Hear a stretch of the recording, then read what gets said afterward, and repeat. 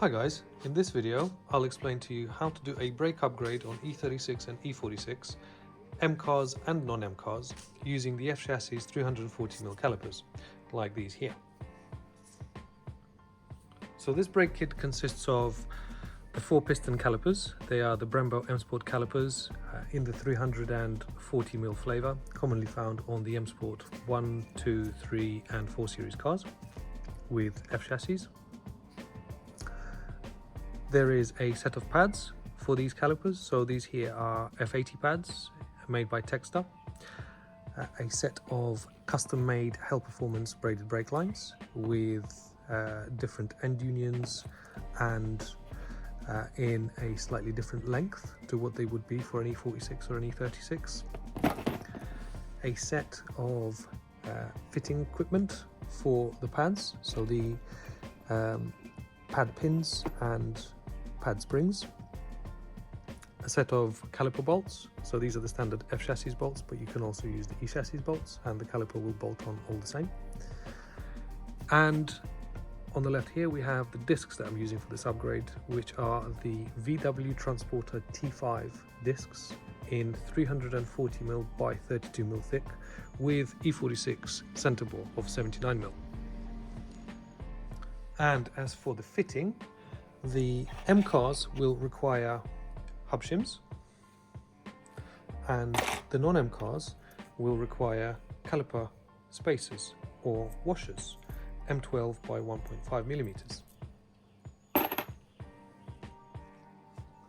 As for the disc choice, the reason why I decided to go with the VW Transporter T5 discs is because I think they're a perfect fit for this application and their value. Now, these discs, as they are, will set you back probably in the region of about £200 here in the UK. And that's including the custom grooving in the design which I specified to the manufacturer, and including the machining of the centre bore out to the 79mm specification of the E46. If you wanted to buy these discs in plain version without the modified centre bore, you could probably pick them up for anywhere between £80 and £120 here in the UK, and then you could perhaps do the rework to the centre bore yourself and have another company do the grooving if you so want. The reason why I say it's a perfect fit for this application is because the 340mm caliper is designed to work with 340mm disc, and on the E36 and E46 applications it's no exception. So what that means is when this caliper is bolted on to the car and the pads are installed in the caliper with 340mm discs, the upper edge of the pad will line up perfectly with the outer edge of the disc, which is 340mm. Secondly, the reason I say that is because of the pad depth, and by pad depth I mean this distance here. So the F chassis pads are around about 70mm in depth, and that's what we need in terms of the contact patch of the disc. And as you can see, the T5 discs line up perfectly and they provide the perfect contact patch for these pads to work with. And the third and final reason why I recommend going for these discs is because of the disc offset, and that's also known as the disc height. E36 and E46 have particularly shallow hubs, and to actually find a disc in the right offset that's not going to hit the steering knuckle behind the hub and fit onto the hub is really quite difficult, and this fits the bill perfectly. I have also heard of an instance where someone used Vauxhall or Opel Insignia discs, which are of similar dimensions, but I cannot comment on the details of that one. And I have also seen this modification being done using E46 CSL discs or Z4M discs, which are 345mm. In my personal opinion, it's not the ideal solution for pretty much the opposite reasons to why the T5 discs are the ideal solution.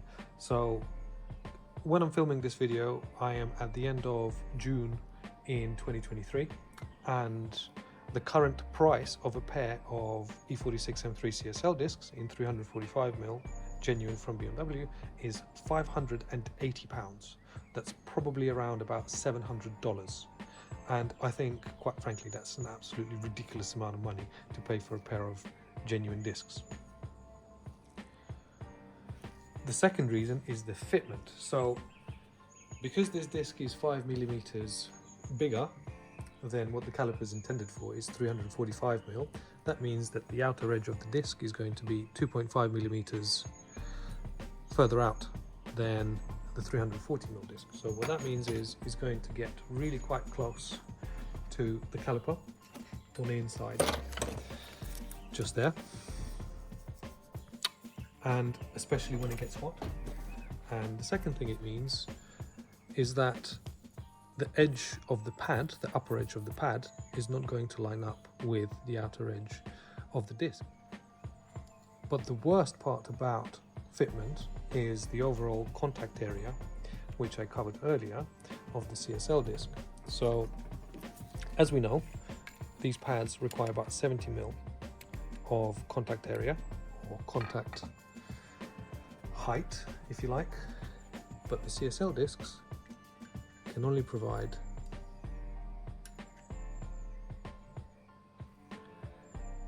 58. So what that means is the pad will also overhang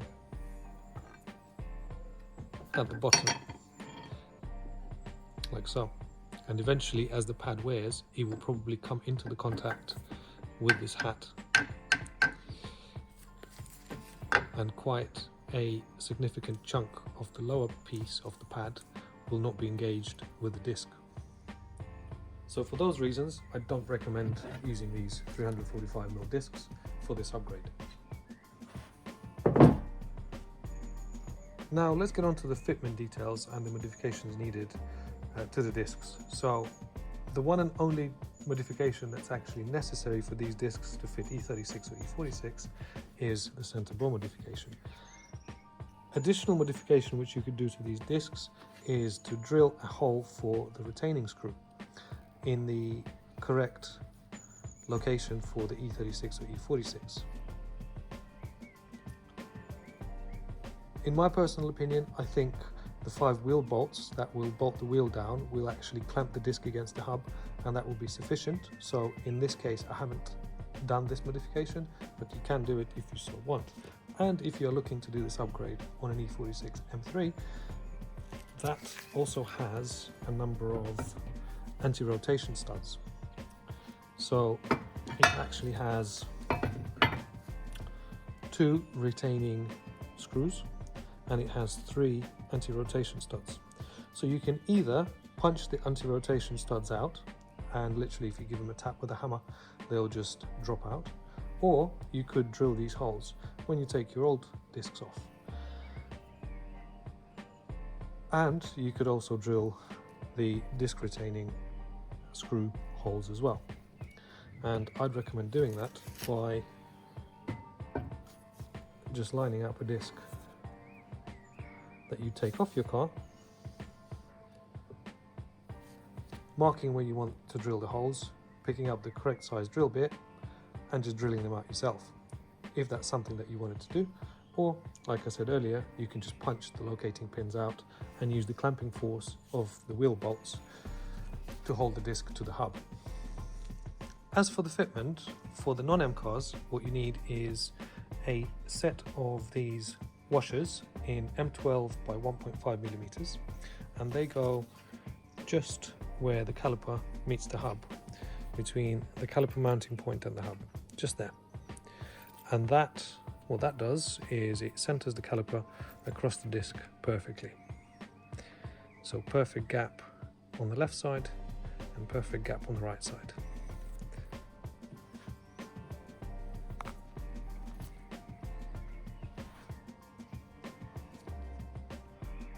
And as for the fitment on the M3, what you need to do is you need to bring the caliper further into the car, or you need to bring the hub and the disc further out of the car. So we will no longer be using these shims, so that will give us 1.5 millimeters in pushing the caliper that way, and we'll need additional 1.5 millimeters, anywhere between, I'd say, 1 millimeter and 3 millimeters of lifting the disc. So you could either use disc spacers and have something machined and bring the disc out, but I don't recommend doing that because then you are moving the disc away from the centering spigot, so it's a no-no. Or you could use these hub shims like I used in my video on f3x M3 discs on E46 M3. So have a look at that video. These go behind the hub, so you've got to take this off, this cap, take off the big nut that's behind this cap, pull the bearing out, put these shims on. I'd recommend buying 0.5 mil or 1 mil thick shims and then stacking them up accordingly, just so you can get the alignment perfectly with these calipers, and then bolt everything back together. As for E36 M3, I think the fitment is very similar to the E46 M3, and I'm pretty sure that you can apply the same logic and use a combination of shims to have the caliper centered across. But as far as bolting the disc onto the hub is concerned, bolting the caliper onto the hub is concerned, it will all bolt on. It's just the tricky bit of lining the caliper up against the disc and making sure that it's dead center across the disc. One last final point before I end the video is this material thickness here on the T5 discs is slightly thicker than it is on the standard E46 discs.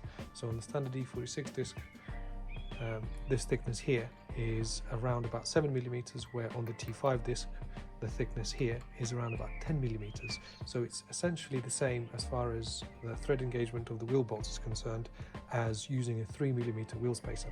So just be mindful of that. If you're not running any spacers, you're going to be okay, because usually there's about 3 to 5 mil of protruding thread requirement on any wheel bolt specification released by the manufacturer. So if you've got stock wheel bolts, then you will be okay with the difference in thickness here, because they'll be plenty long enough to cover this difference. But if you are using spacers and you are on the limit of the bolt length, then you might want to consider that. Now, because these calipers have got pistons on the outside, unlike the OEM calipers which have only got single piston on the inside, they protrude quite a lot more, so not a lot of rims will actually fit without needing spacers. So chances are you will need a 10, 12, 15 mil spacer, depending on the wheels that you're using.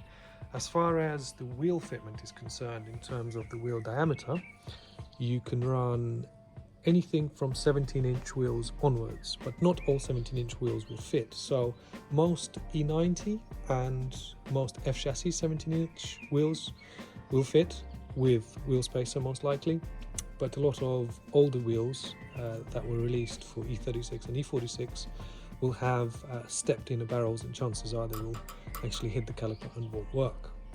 So if your wheels are quite old, so anything pre-2004 I'd say 18-inch and onwards, and if you are looking to use 17-inch wheels, make sure that they're compatible with E9X cars or F8X cars and onwards. So there you go. I hope I've answered all the questions and covered all the points which I think are relevant for this upgrade. If you have any questions, please don't hesitate to drop them down in the comments below. Check out my Facebook page and you can get in contact with me via there directly. If you need to order any of Hell Performance brake lines at a discounted price, or if you need to order any of the shims, or even looking where to source these calipers, need the part numbers for the pads, discs, where to source the discs, what companies to use in the UK for having the disc machined, having them grooved, etc, etc, etc. I'm more than happy to share that information if you get in touch with me. So thank you very much for watching. I hope you found this useful. If you have, hit the like button please, and hopefully I'll see you again in the next one. All the best.